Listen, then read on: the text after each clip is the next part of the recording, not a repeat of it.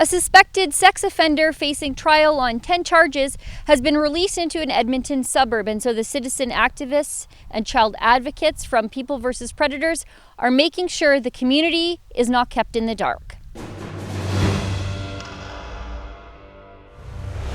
In August, a Spruce Grove, Alberta realtor was charged with multiple sexual offenses against young children. Here's the story from about a month ago in CTV News. An Alberta mortgage broker has been charged with multiple sexual offenses, according to RCMP. Charges were sworn Monday against Rodney Biggar, who faces 6 counts of sexual assault and 4 counts of sexual interference. Parkland RCMP said Biggar was arrested in Spruce Grove and will appear in Stony Plain Provincial Court on August 26th. RCMP are not making details of the case known, but the mother of 2 alleged victims has spoken with CTV News Edmonton. The mother, whom CTV News is not identifying due to a publication ban, said a few months ago her daughters told her a trusted family friend had been touching them inappropriately.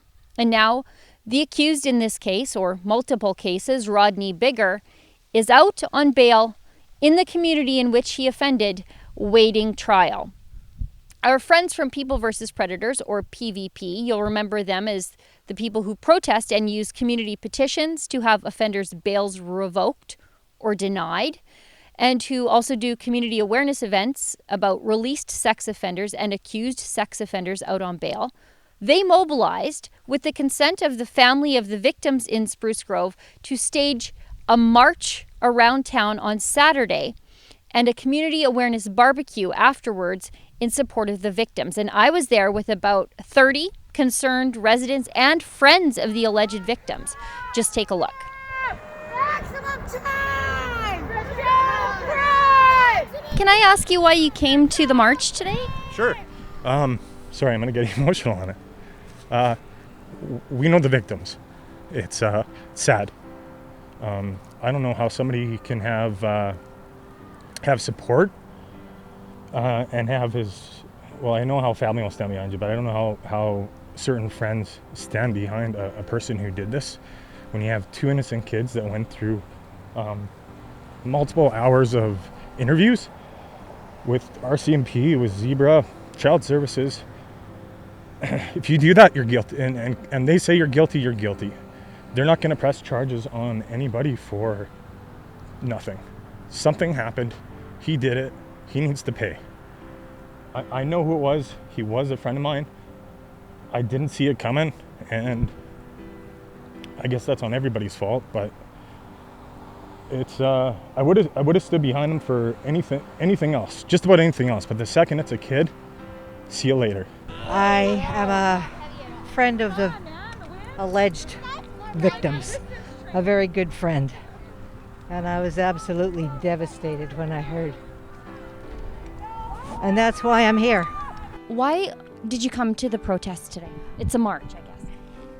Okay, well, a personal experience with it that has lasted my whole life, and I know what these children are going to go through. I'm not only here to protect my daughter, I'm here to protect your kids. I came to support People vs. Predators and demand justice for our children. I came to the march just to create some awareness, to support those people who maybe can't be heard or can't speak for themselves. It's time to stand up. It's time to speak out. It's time to let people know that they can come out and tell what's been going on. You tell your trusted parent, grandparent.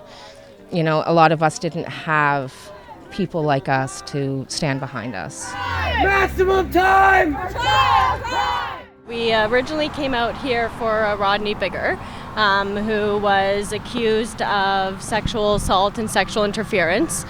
So there's altogether 16 different charges on him.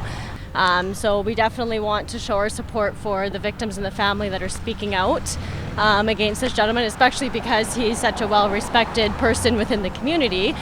We think it's very important that this information is available to the community and people are aware that anybody can potentially be a danger to your children, and you need to talk to them and make sure your children are talking to you as well. He's currently out on bail. Yeah.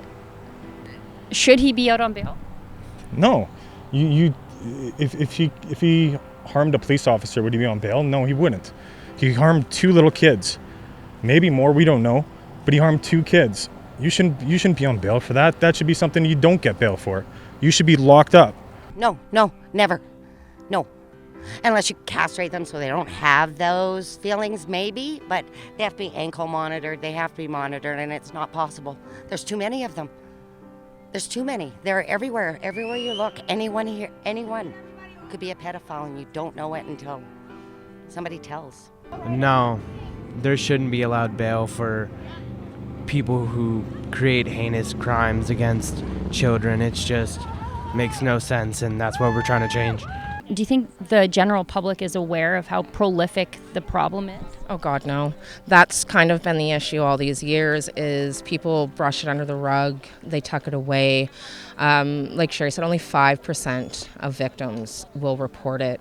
They don't usually report it even within the first year. You know, it's usually comes out later on, and it's usually by somebody they trust. So they don't know they're being victimized. For child crime! Lock them up! Because these crimes are so underreported, it's important that the communities show their support for these people. They feel very alone, and they desperately want help, and they just want support. I love the support and the groups and everything else that I'm seeing online. The hashtags, everything. A simple hashtag is going to help. No matter what anybody says, you know.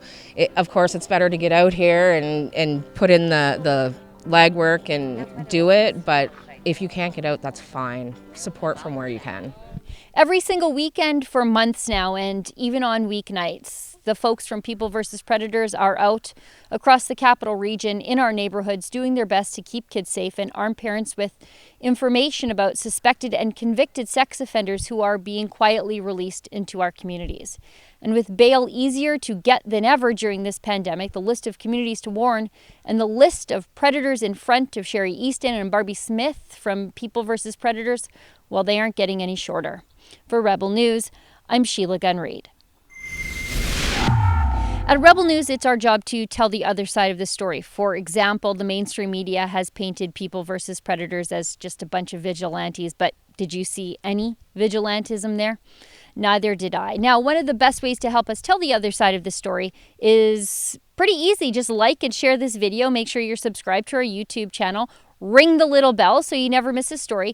And consider becoming a subscriber to Rebel News Plus. Just go to rebelnews.com/subscribe to join today.